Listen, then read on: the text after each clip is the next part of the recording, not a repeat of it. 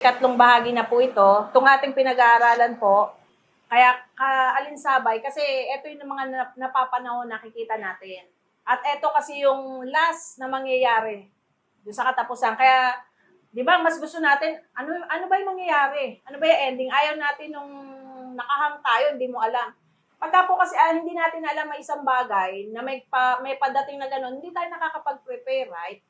Kaya nga pasalamat tayo, kahit papano, ang bagyo ngayon, nalalaman na kung padating.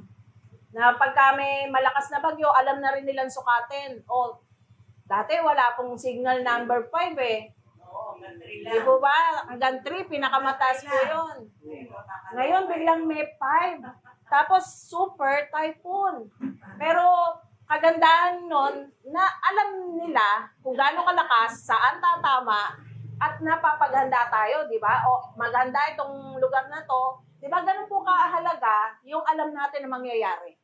Para hindi tayo biglang marami pong nadidisgrasya kasi pag hindi mo alam na may darating palang ganun.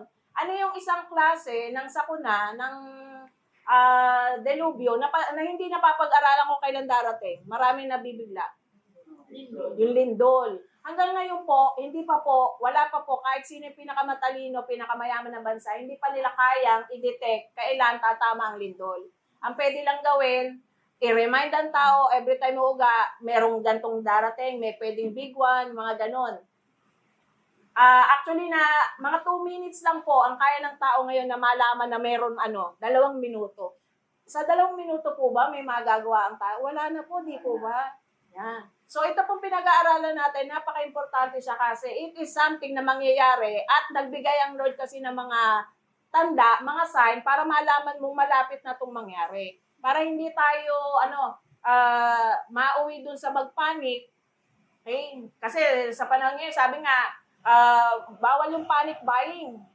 Di ba? Pagka nagkakaroon ng sakuna, delubyo, sa may hirap, miningitian na lang natin, di ba? Panic lang kami, walang buy. Hanggang hindi makabay, walang budget, panic lang ang pwede raw gawin ng mga kapos. Pero sa tulong ng Lord, marami na po nagdaan sa kuna, mga matlalakas na typhoon, pero ang Lord hindi naman siya nagpapabayat, iniingatan tayo. So this is the warning din na sinasabi ng Biblia na later darating. Kasi magkakaroon talaga ng sistema sa buong mundo na kung saan pangungunahan nitong leader na to, nasa kanya ang control. Siya ang magsasabi kung pwede kang bumili, kung pwede kang magtrabaho at hindi. Kung pwede kang makapasok sa ospital, sa palengke, sa trabaho mo, kung saan-saan pa siya ang magkakaroon ng control. Hindi po yan secret, nasa Bible po yan, sinasabi po yan, no buying, no selling unless magpa-under ka dun sa sinasabi ng leader na to. Sa ngayon, ginugurum na tayo, di ba? Normal na sa atin yan. Na okay, pasimula, pera talaga gumagana, hanggang naging ATM, di ba? Hanggang ngayon, halos wala ng pera sa sirkulasyon. Even yung ATM, inalis na rin, di ba? Uso na po yan. Sa marami pong bansa, nagpa-practice niyan. Meron pong, hindi ko lang naisama dyan, merong isang bansa na kung saan, inire-require silang mag-submit dyan, pati doon sa AMLAC. Alam niyo po yung AMLAC, di ba? Sakop tayo noon na kailangan mo mag-declare. Anti-money laundering, di ba? Nakikialam sila doon sa mga account mo, sa mo gagamitin yan. Pag nag-withdraw ka po ngayon, hindi na basta pumapayag ang bangko. Ang dami nilang tatanungin. At pag magde-deposito ka rin, mayroon din pong sasabihin kung saan galing ang source mo. Ganun po, kasama po yung sa anti-money laundering na natin, nasasakupan tayo. Kaya nilang pakailaman, bantayan yung ating So, okay siya in a way kasi mapoproteksyonan tayo sa mga kurakot. Kaso parang hindi siya effective sa ngayon. Dahil lagana po yung kurakot din. Yan, di ba? Yung AMLAC, hindi mailapat sa Pero yung mga simpleng tao, mga simpleng bantay na bantay nila. Okay? Pero dumarating ang time na even yon hindi na kailangan yung why? Para sa tao kasi normal na yan. Kasi siya instant. Ang sikat ako pagka meron akong ganon, yun po ang ramdam na ngayon ng tao. Lahat po ba rito nakaranas naman mag-ATM? Di ba naging conveniente siya in a way? Pero dumating ang time, pati ATM, ninanakaw. Di ba? Na-clone, nai-scam din. Kaya po pumapasok sa mga bansa na ito na inilagay na mismo sa nila, may chips na sila. Especially sa Sweden, yung mga mayayaman na bansa, talagang normal na po sa kanila yan na mayroon silang way po ng pagbayad nila yan, tinatapat na lang talaga nila yan. Okay? Kahit sa coffee shop, sa eroplano, sa mga po talaga yan, nangyayari po yan, hindi ito anong tawag doon, hindi siya AI, kundi picture po talaga yan na nangyayari po. Nasa news yan, ginrab ko lang po yan sa mga news. Okay? Normal na po yan, bata or basta meron ka ng kakayanan, normal. Yung sinasabi ko po sa inyong bansa, na kung saan, inano sa kanila na mag-switch sila sa digital. Hindi ko lang kung India or nakalimutan ko yung bansa, hindi ko siya naisaman. Mag-switch. Alam nyo, marami pong hindi pumayag. I think, million din yung ipinalock ang mga account nila. Okay, nasa news din po yun. Yun po yung sinasabi ko na, okay, hindi kayo papayag mag-switch sa digital, ipinasara po yung mga account nila. Kasi papunta sila dun eh. Pag dumating po ang time na pinapili kayo, hindi mo mawi-withdraw yung perang yan. Kung hindi ka susunod doon sa bagong sistema, okay lang po ba sa inyong i-give up? Kung meron kayong, sayang nga 1,000 ko nasa bangko. Di ba, pagka maliit lang, madali lang naman. How about kung marami? Kaya po huwag kayong malulungkot kung wala tayong masyadong laman sa bangko, wala tayong pera sa bangko, at least wala tayong mabigat na i-give up kasi papunta po tayo dyan. Okay? At napakalaking ebidensya po nung kapitbahay namin doon sa kanto. Di ba? Mga diskaya, kung saan lahat, totally wala na sila ngayon. Okay, na ganun lang. Kaya po kasi siyang kontrolin ng bangko. Kasi under siya nung batas. Ano yung batas? Yung AMLAC, anti-money laundering, mga ganyan. Yung pong epekto nun. So, kung ikaw ay lumalabag sa batas, minsan kahit di ka lumalabag sa batas, di ba, nagagawa po nila. Conditioning ng mind. So, maraming bansa po, cashless na. Kaya kahit sa atin, nararamdaman na natin yan yung cashless, di na gumagana masyado yung cash natin. Okay? So, yung nangyayari po, hindi ba siya basta pad na, bukas makalawa, uunlad pa, aayos pa. Hindi po ganun ang sabi ng Biblia. Sabi ng Biblia, sa uling panahon, palala ng palala, patindi ng patindi. Magiging maayos lang po ang lahat pag bumalik ang Lord. Okay, doon sa sinatawag na second coming. Yung tinatawag na pag bumaba ang Lord dito sa aayusin niya ang earth for 1,000 years. Aayusin niya ang buong mundo. So, mangyayari lang po yan. Pero sa ngayon, dire-diretso po yan. Hindi po masamang ipag-pray yung ating mga pamunuan, yung mga nangyayari. Pero dapat, alam natin na Lord, papunta dyan. Ang pagkaabalahan natin talaga ipanalangin yung mga mahal natin sa buhay. Na Lord, huwag mahuli ang lahat. Na bago dumating to mga sila man makasama na namin sa gawain. Okay? So, nakita niyo yung epekto nung nakaraan, di ba? Okay, yung COVID, hindi lang siya basta sakit. Lahat ng parte ng global effect ng COVID yan. Okay, napakarami po. Sa pagkain, sa ospital, natalakay natin yan. Tigil lahat sa bahay, wala lumilipad na airplano, wala nagtatravel na mga sasakyan, tricycle, bike, wala kayong makikita. For the meantime, stop. Kasi, why? Control. Kaya pag may crisis, madaling kontrolin ang tao. Pag may mga delubyo, may mga sakuna, madaling kontrolin ang tao. So, yung mga nangyayari pong crisis, hindi siya basta nagkataon. Kasama po siya na ginegauge, inihahanda ang tao para dito sa leader na darating. Okay? Para madali na lang silang anuhin. Di ba nakakala natin yung mga nasa cruise ships? Pantayin ka sila sa gitna sa barko, no? Hindi sila makaano. Di ba yung mga seamen ba? Tawag doon sila, yung mga yan. Namatay ko sila sa gitna. Wala silang magawa. Wala silang makain halos. So, kung may emergency, hindi sila basta-basta madadala sa land. Yan. Ang hirap nakadagay yung mga nasa dagat mo. Yan. So marami po talaga na epekto. At maraming nagsarang trabaho. Nagsara mga eskwelahan. Di ba? Natenga talaga sa even nga sa motor, di ba? Dumating yung time na bawal may kaangkas. Tapos nasubukan niyo po ba yung may para kayong shield? Na nakaka-disgrasya pa kasi pag hinangin, di ba? Meron ka na pong face mask, meron ka pang shield. Ako po hirap na hirap kasi may salamin po ako 3 patong. Dumating din ang time na hindi ka makapunta sa abroad para sumunod sa kanya kasi ang mahal ng eroplano, ang mahal ng plane ticket. Tapos alam niyo po yun, di ba? Pagdating mo sa isang lugar, Iko-confine ka. Quarantine. 2 weeks. Kaya po hindi ako makalipad-lipad no kasi po ang quarantine nila dun sa Riyadh ay ano po siya, hotel. Tinignan ko ang gagastusin 150,000. Oh, no. Ganun po talaga. Kaya nilang kontrol. Iba ng pagtaas para ang tao manatili dun sa isang lugar. Okay? Yung mga plano, no? Choice na lang talaga. Hindi ilapad dito. Kailangan talaga ilapad. Babagsak yun. Yan. Di ba? Halos lahat po na umuuwi, meron silang lugar na kung saan doon ka muna control. Di ba? Kung titignan natin, di para sa no, that is control, na hindi ka makadesisyon sa sarili mo, meron magdidesisyon para sa iyo. Kasi sasabihin, parang siyang dry run. Dry run nung Dry run.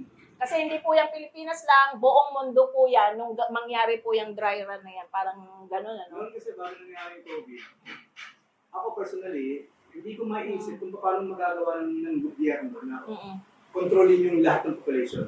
Pero nung COVID, nakita natin, ang dali ng di ba? magagawa Kumbaga, talaga nila. 2 months ba tayo nasa bahay? Almost, mahigit tayong 2 months. Bawal lumabas. Di ba? Kumbaga tapos, nung i-allow na nilang lumabas ang tao, isa lang, di ba? May representative lang na lalabas, hindi pwedeng sabay-sabay. Kumbaga, ito yung mga nagkakabiron nga yung alay. Siya yung sasabak sa labas. Di ba? Pagbalik sa bahay, utakot-takot na ligo, disinfect, hubad lahat ng damit. Nakita niyo po yung ganong klaseng sitwasyon na conditioning ang mind. So, darating po siya na mas matindi pa yan, pasimula lang ang mga bagay na yan. Okay? Even yung nabanggit na rin natin noong nakaraan yan, yung blue screen, tigil din lahat yan. Okay? Buti na lang yung mga may edad, no? Tayo. Di ba? Yung mga hindi na nakaabot sa computer, hindi sila apektado nito eh. Di ba? Pakailan ba namin, malay ba namin dyan, hindi po nakalipad ang maraming eroplano, hindi nakapag-function ng mga ospital, at kung ano-ano pa, nung magkaroon ng problema ang Microsoft, I think 2 years ago po yan, nangyari. Marami kaming kasamaan po na nasa airport, bumalik kasi hindi po makaano. So, control. Okay? Subukan nyo nga ang patayin ng internet sa bahay. Magkakaipon-ipon kayo sa loob ng sala. Maglalabasan niya mga yan. Yun na Okay? lang yung magandang epekto nun. Ayun lang, di ba? Nag-uusap yung mga nasa loob ng bahay. Pag wala internet, para bang ano talaga, ano nangyari? Bakit wala na? So, yung sistema na mayroon po tayo, yes, gamitin po natin siya sa kabutihan, pero i-ready natin ang mind natin, gagamitin niya ng leader, yung Antichrist, para magkaroon ng control po sa buong mundo. Okay? So, ayan na, pag nakita na po natin noong nakaraan yan. So, unity, hindi lang po yon.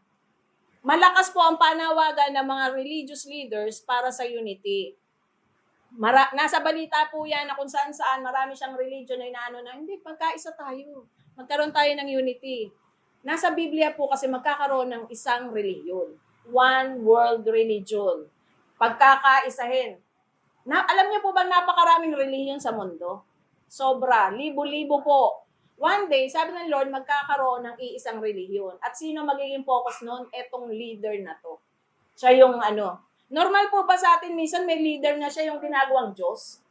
Di ba? May mga ganon. Nakakulong na nga isa. Yung isang nagsabing Diyos siya, di ba? I think Pasig siya eh. Pasig City Jail ba siya, Baka may dumalaw pa. Yan.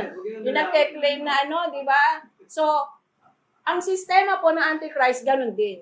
Siya din ang magpapakilala at iuutos niya sa lahat ng tao nagbigay ng reverence sa kanya na siya ay sambahin. Darating po yung time na yun.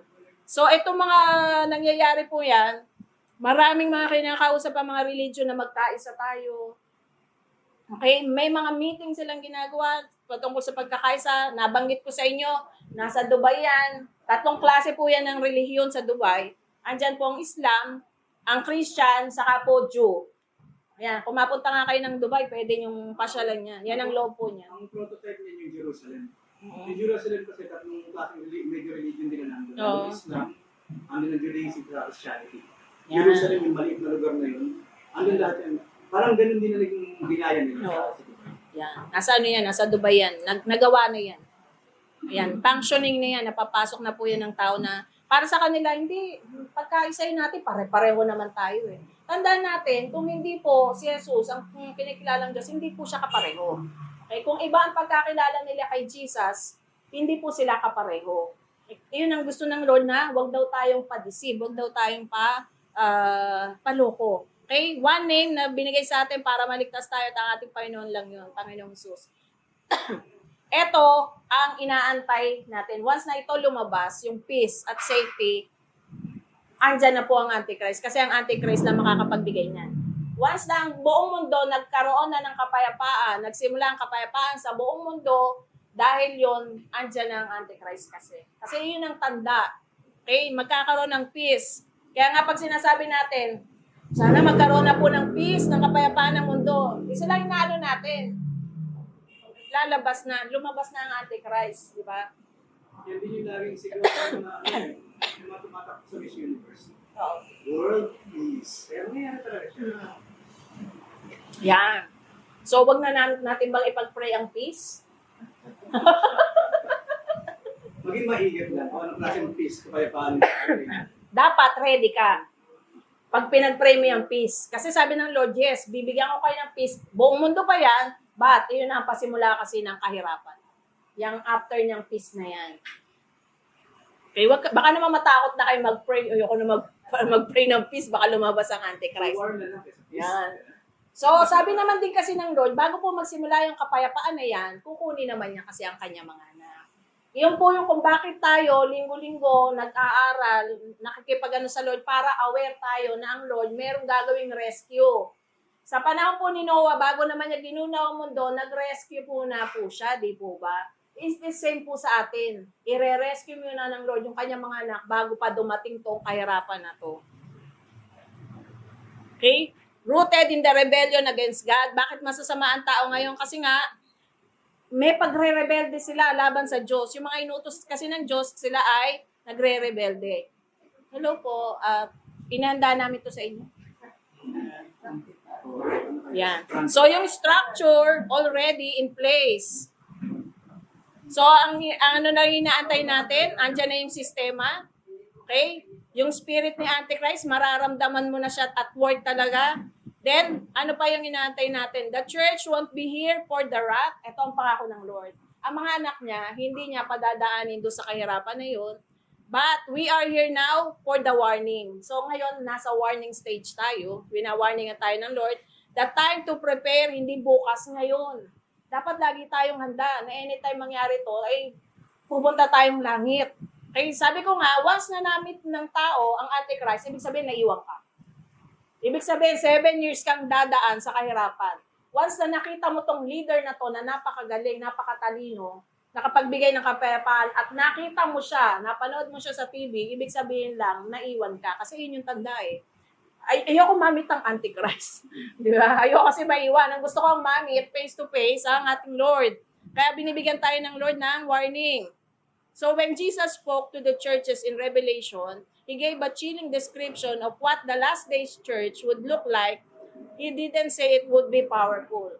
Sabi ng Lord, sa huling panahon, bago mangyari yan, lahat ng church, magkakaroon actually ng pagliglig ang Lord.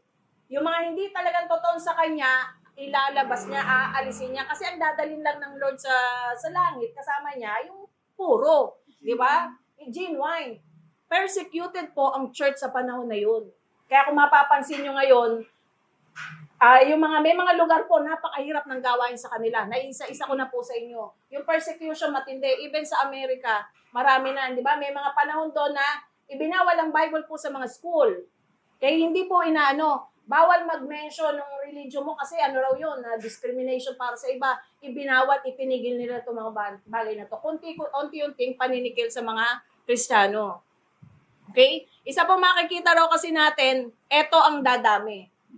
Sa huling panahon, marami po raw taong magiging lukewarm. Ano ang Tagalog ng lukewarm? Maligamgam. Di ba? Mahilig ba kayong uminom ng maligamgam? Di ba? Noon, di ba? Yung lalo na pagbaha po, pag bumagyo, bumaha, magpapakulo ng tubig, kailangan inumin mo yung actually, kundi siya masarap ang lasa, di ba? Yan. Pero minsan nagagawa na rin gamot-gamot sa katawan, di ba? Maganda daw sa stomach. Kung maligam na lugaw, okay. Yan. Yan, di ba? Pero itong maligamgam na to, may warning ang Lord dito sa maligamgam na to. At ayaw ng Lord itong maligamgam na itong pag-uusapan natin. Okay, lukewarm, not cold, not hot. Yun yung sinasabi. Hindi ka mainit, hindi ka malamig. Nandun ka lang sa gitna, komportable ka lang dun sa gitna. So ano po ibig sabihin nito? May mga Kristiyano po kasing sabi ng Lord, lukewarm. At yung lukewarm, sabi, that's not the world is talking to the sa church. Ang kinakausap ng Lord dito, yung church, mismong yung mga umaatin sa mga sa gawain. At kung honest tayo, makikita natin tong maraming lukewarm ngayon nasa loob ng church. Okay, so anong mangyayari dito? Ano ba yung lukewarm? Ito yung mga nasa gitna. Ayaw ng kompromiso. Pag ito uso, sige. Pag ito uso, sige. Wala siyang paninindigan. Okay, na pag sinabi ng Lord na bawal, bawal, regardless sa anong sinasabi ng tao, kahit batas pa yan. Kung hindi batas ng Diyos yan, hindi natin dapat sinusundan. Kung baga nasa gitna ka, ano pa isang term doon? Parang playing safe, di ba? Uy, kumbaga dapat para hindi ako akong mapunterya, kailangan playing safe lang tayo. Safe lang tayo dapat. Kaya ito yung hindi po pwedeng playing safe ang Kristiyano. Kung sa Diyos ka, sa Diyos. Kasi ang Diyos ang nagsabi noon.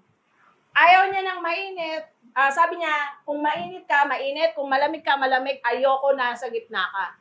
Kasi meron dun parusa ang Lord. Kung nandun ka sa gitna, yung bang safe ka lang. Doon nakapwede yung mga traitors dito sa gitna. Sa gitna. Yung balimbing, pagharap dito may muka. Pagharap doon may muka. Di ba? Yung balimbing. Sa mga kabataan, alam niyo ba yung balimbing? Una, prutas yun. Pangalawa, hindi siguro niyo na nakita na yung prutas. Ano ibig sabihin balimbing? Aware ka, kuya?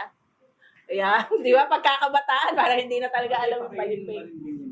Yan, mamaya, pahanap ka kay mami ng balimbing. Yung balimbing kasi, marami kasi siyang kanto or parang marami siyang mukha. So, ang isang taong balik harap, maganda siya pagkaharap ka, masama naman siya, sasiraan ka naman, pagkaharap niya yung ibang tao, balimbing ang tawag doon. Ang tawag ng Lord, hypocrite. Hypocrite o hypocrite ang tawag doon. Yan. So, ayun ang Lord John. Sabi po dyan, sa loob kasi ng church, kung hindi ka magiging maingat, makikiuso ka lang, dito tayo mauwi.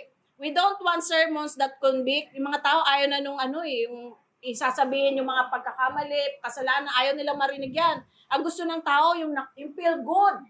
Yayaman kayo dito. Di ba? Gaganda kayo, puputi.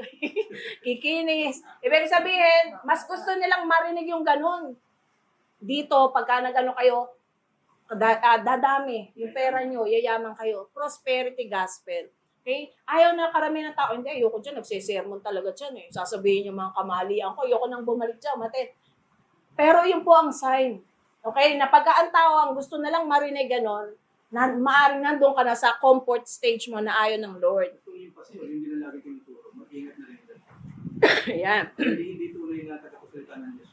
Yan. So ayaw natin ng masasakit. Si pastor, pagka nag-sermon to, talagang natatamaan ako ng gusto eh. Di ba? Mas gusto natin yung nakakapagpaano, yung masarap pakinggan. Na okay lang pala yung ginagawa. Na okay lang pala tong ginagawa ko.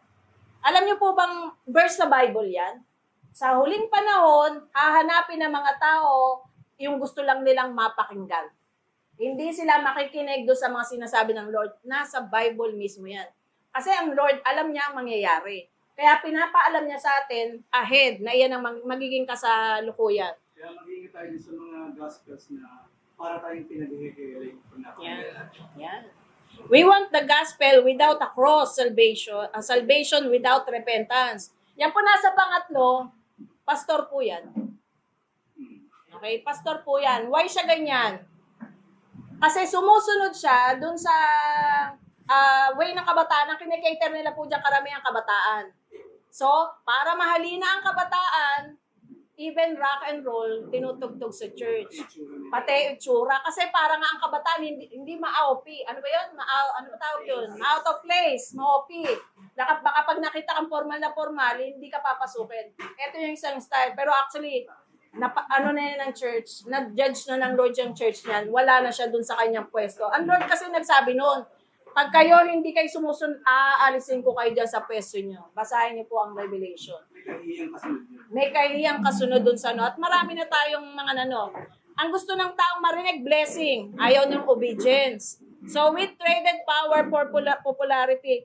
Mas masarap umatin dun eh. Di ba? Ang dami kong nakikita magagandang bagay. Pero kung hindi naman tinuturo, yung purong salita ng Lord, huwag tayong paloko. Mas gusto ko na po dun sa medyo pinapawisan ako, pero alam kong one day, ito yung magdadala sa akin papuntang langit. Okay, pero kaysa pinagpaypay tayo nito, ang lamig, natutulog pa nga minsan sa service yung iba kasi masyadong malamig. Kumping-kumpi. Komping-kompi, pero may warning ang Lord doon. Okay? Kasi ang Lord, hindi po natin siya mamamak o maluloko. Ano nga yung kasabihan? At nasa Bible din, ano naman tinanim mo, aanihin mo. Yun din po ang pamantayan ng Lord. Kung ano yung tinatanim mo ngayon, yan din definitely ang aanihin mo. Maring sabihin natin, hindi, okay naman eh. No. May time po ng pagbabayad. Ang sabi ng Lord, never mo kung maluloko. Kung ano yung tinanim mo, yun ang ano ng Sa Lord. Bible, mayroong day of reckoning. Yan. Okay, meron na ba kayong na-witness na nagtanim ng santol, nagbunga ng mais? Parang wala naman talaga, no? Di ba? Lahat siguro, kahit ang bata, alam yung panuntunan na yun. It's the same sa Lord. Kung ang tinanim mo, kabutihan, pag ano sa Lord, kabutihan po ang aanihin natin. Yan. Okay? So, ang gusto ng Lord, maging salt tayo, maging ilaw. Kung nadidimlan yung ano mo, maging ilaw ka. Kung kailangan natin magbahagi, mag-share, wag nating ikahiya. Ito kasi yung something na pwede lang nating matulungan yung mga tao para wag silang dumaan dun sa kapamakan na nag-aantay. Okay? But the Bible warned, nagbabala po ang Bible na mangyayari po itong bagay na to. Maging si Paul saka si Timothy sa last days, hindi gugustuhin ng tao makarinig talaga ng purong sermon. Winarn po yung apostle, ayaw nila. Pipili sila ng lugar ng church kung saan mapapakinggan nila yung gusto nila.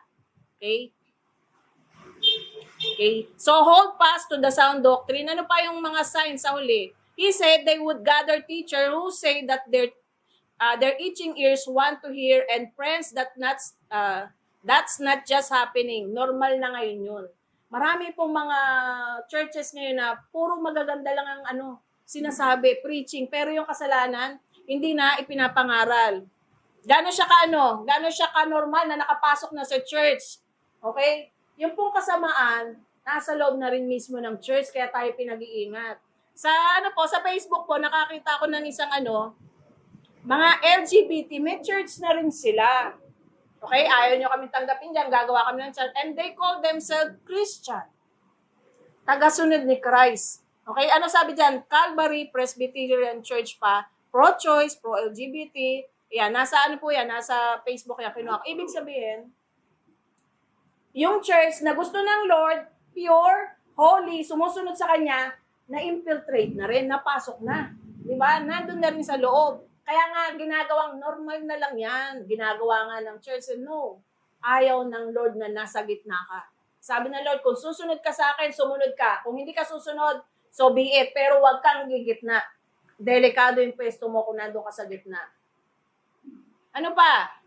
Okay? You can flip through church live stream on a Sunday morning and struggle to find one that opens the Bible. Marami hindi na Biblia ang pinag-uusapan sa loob ng church. Yun na lang may mga libro na lang silang ginagawa. Actually, yumayaman sila pagka nag-ano sila ng mga libro. Eto, sundin nyo. Best life now. Ay, ayoko. Eto na ba yung best life na gusto nila? No. Ang best life po na pinangako ng Lord doon sa kasama siya, hindi po sa ngayon. Kaya marami nakokomportable na lang sa loob ng bahay. Hindi po ito ang totoong church. Kung may kakayanan kang pumunta sa pagtitipon, sa pagsasalo-salo, huwag ka sa loob ng bahay. Okay? Paano mo mapapractice ang pagiging Kristiyano mo sa loob ng bahay? Paano ka makaka-reach out ng iba? Paano makikitang labing ka, pasensyoso ka kung hindi ka sasama sa fellowship? Ang sabi po ng Lord, huwag niyong pabayaan ang pagtitipon-tipon gaya ng ginagawa ng ilan. So, alam ng Lord, mismo si Lord, alam niya na talagang merong nagpa-practice na huwag sumama sa fellowship. Why? Pagdating po sa langit, hindi po kayo, yes, may kwarto po ang anak niya sa langit. Sabi doon, isa-isa, ipag-ahanda niya raw ng room, bawat anak niya. At malalaki po ang sukat ng room. Nasa Biblia din po yun. So, ibig sabihin, hindi naman sinabi ng Lord, pagdating sa langit, magkukulong lang kayo sa room. Ang heaven po, fellowship. Kaya po, ito ang gusto ng Lord na nagsasama-sama yung mga anak niya para one day, pag nandun, practice ka na. Hindi yung, Asan si Sister Hilda? Andun sa kwarto, nag-emote. Wala na pong ganun kasi sa langit.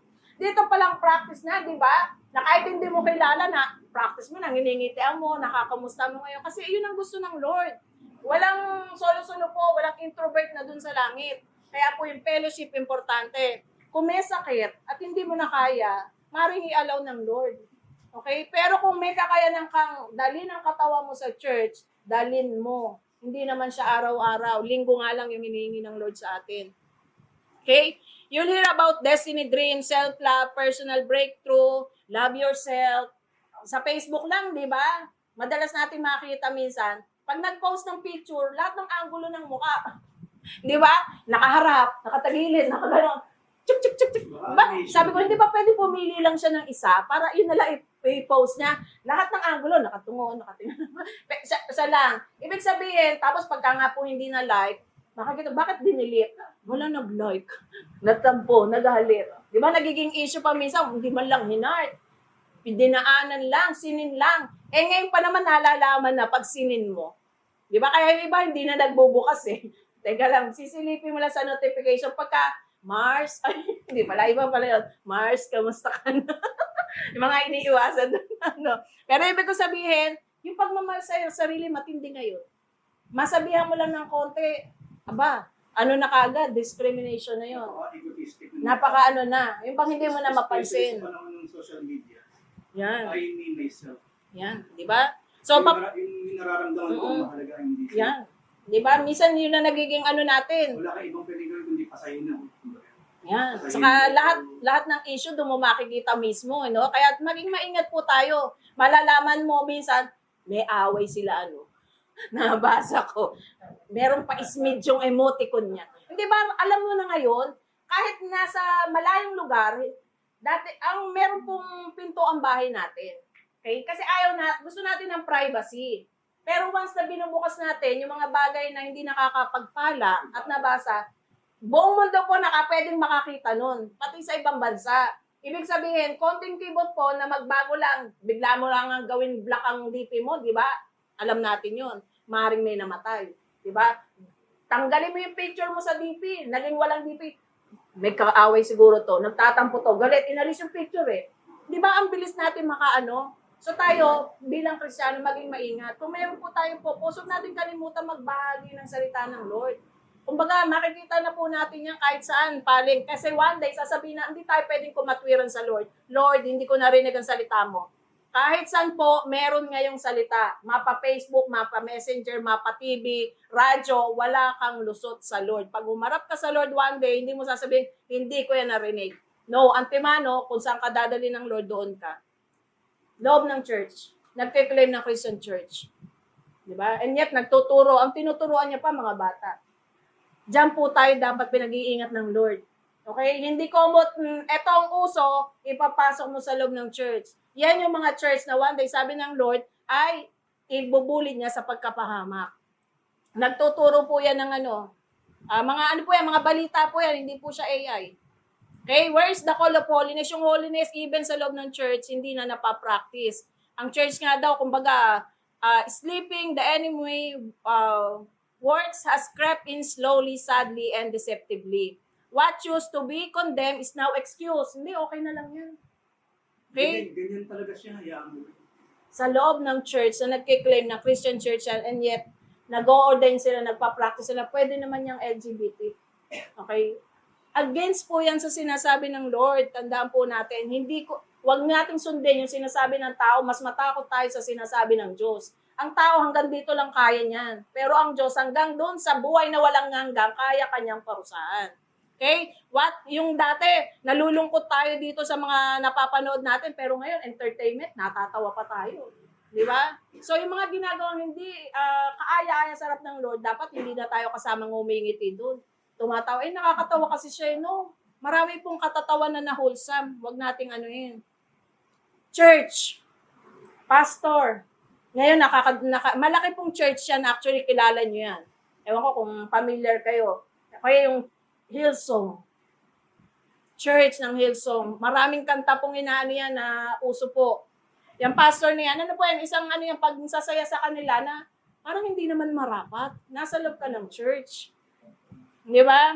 Naging Actually, inalis po na ng Lord sa pwesto yung mga pastor na yan. Kasi hinahabol sila ngayon ng batas. Maraming kaso. Tandaan natin, hindi natin maloloko ang Diyos. Napakarami po, milyon po ang member niyan.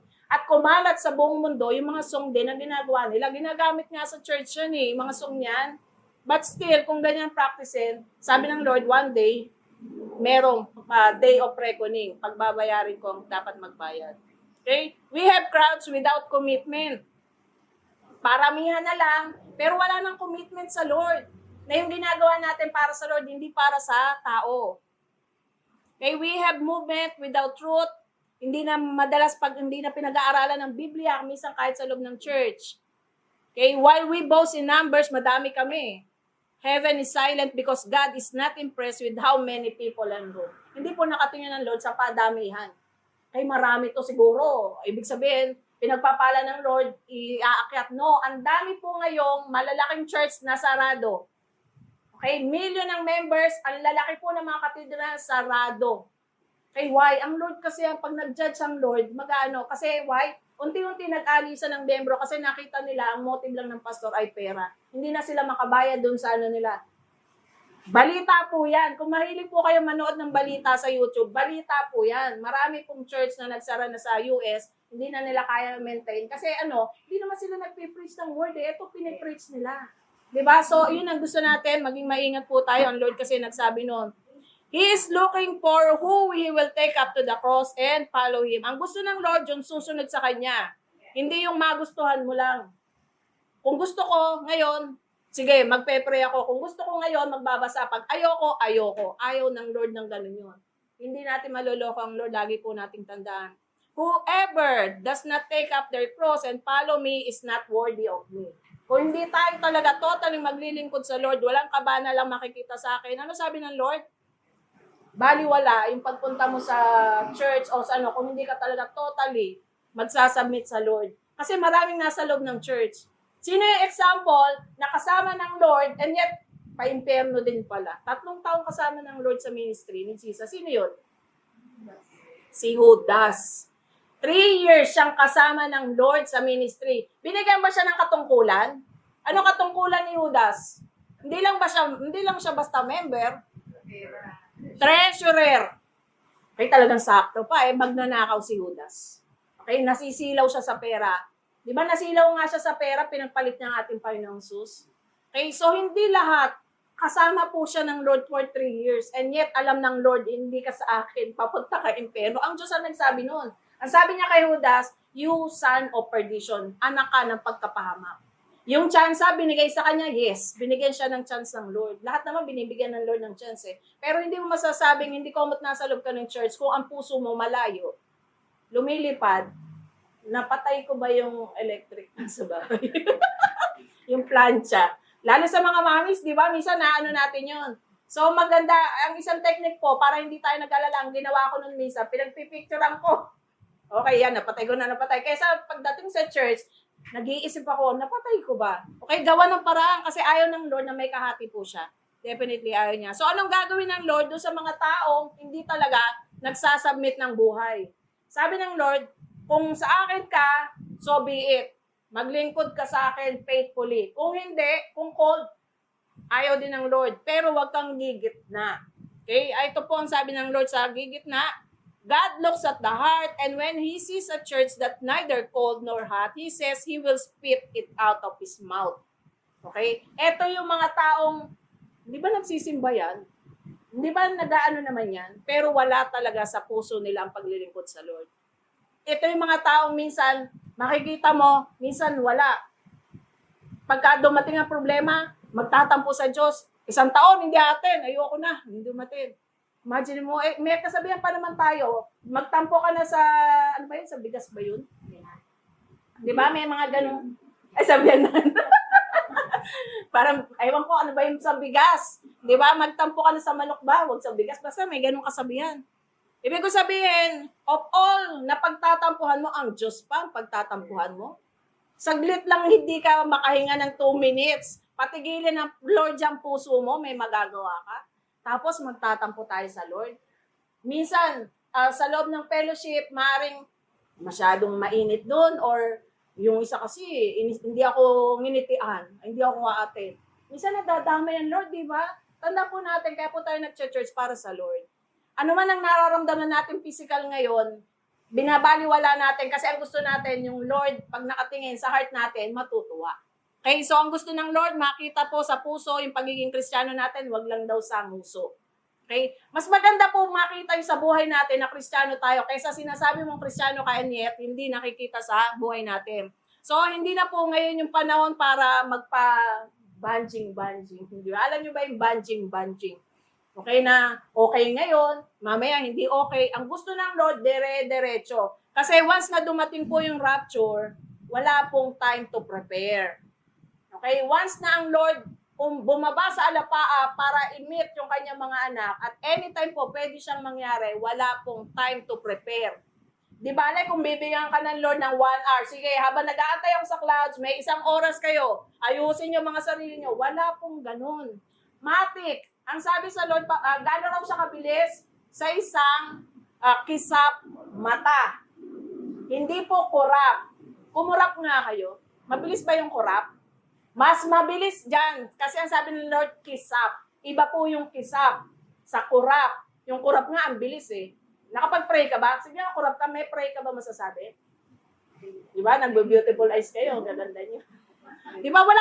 Makakapag-pray ka ba sa isang kurap? Hindi. Kaya ang sabi ng Lord, while nandito pa tayo, binibigyan tayo ng chance ng Lord, maghanda po tayo ng mga buhay natin. Hindi naman sinabing iwan mo yung trabaho mo, iwan mo yung pag-aaral mo. Ang sabi ng Lord, nasa trabaho ka man o nasa eskwelahan, in tune ka. Na anytime, Lord, pwede ka mong balik at gusto kong makasama sa pagbabalik mo. Kasi, pag naiwan ng tao sa panahon na yon, wala pong sasakyan na pwede para makahabol. Meron summer class, 7 years, magsa-summer kayo. Uulitin nyo yung kurso ng 7 taon sa tindi ng paghihirap, kahirapan sa mundo. Okay po? So, ang panawagan po ng Lord, ito po yung gusto nating marinig sa Lord. Well done, good and faithful servant. Di ba? Yun naman ang gusto natin eh. Na dalawa po kasi ang sasabihin ng Lord pag umarap tayo. Ito una. And we hope ito marinig natin sa Lord. Ito po yung isa. Ito babala ng Lord. Sabi, not everyone who says to me, Lord, Lord, will enter the kingdom of heaven. Hindi lahat ng tumatawag, nagpe-pray sa Lord, papasok daw ng langit. Sino lang? But only the one who does the will of my Father who is in heaven. Ang papasok sa langit daw, yun daw sumusunod sa kalooban niya. So pagka ang ginagawa raw ng isang tao ganito, nagdadarasal siya pero hindi naman siya sumusunod, etong sasabihin daw ng Lord sa kanya. Sa huling panahon po, maraming tao magsasabi, Lord, nag-prophesy ako sa pangalan mo, nag-share ako sa pangalan mo, nagpalayas pa nga ako, Lord, ng demonyo sa pangalan mo, at nagpagaling pa ako, gumawa ako ng miracle. Sasabihin ng tao, ang sasagot sa kanya ng Lord? Then, I will tell them plainly, I never knew you. Ito ang nakakatakot na marinig pag umarap ka sa Lord. Hindi kita kilala, lumayas ka, gumagawa ka ng masama, itatapon ng Lord sa impyerno. It's either ito po ang maririnig ng tao, welcome, thou good and faithful servant, or this, hindi kita kilala. Ang sakit nito siguro, no? Di ba minsan nga, pagka wala ka invitation, ayaw mo pumunta, wala mo ako invitation. Baka mamaya hindi ako papasukin, nakakahiya. Mas lalo po pag ang Lord ng kaharap natin, hindi welcome ang marinig natin, kundi palayasin tayo sa harap ng Lord. So kung para hindi po natin ito marinig, ang gusto ng Lord, yung hindi lang sa bibig ang pagiging Kristiyano, kundi nakikita po sa buhay. Yan po. Okay, let us pray po. Lord, maraming pong salamat. Sa reminder, sa patuloy na babala mo po sa amin, O God, na Lord, even ang loob ng church, Panginoon, ay i-check mo, Panginoon. So now, Lord, alam ko nakatingin ka sa bawat puso na nandito ngayon, Lord. Nawa ang makita mo, Panginoon, ay puso na totoong naglilingkod sa iyo. Puso, Panginoon, na totoong nagmamahal sa iyo, Lord. Dahil ayaw namin marinig, one day, pagharap namin sa iyo, palalayasin mo na kami sa harapan mo. Ang nais namin marinig, Panginoon, ay yung welcome na nanggagaling sa iyo. Kaya ngayon pa lang, Panginoon, lahat ng aming narinig ay huwag mawala ng kabuluhan, Panginoon, kundi, Panginoon, bigyan mo po ito ng rema sa puso ng bawat isa. Thank you, Lord, sa salita mo at sa pagmamahal mo po sa amin. Ito po ang aming dalangin sa pangalan ni Jesus. Amen.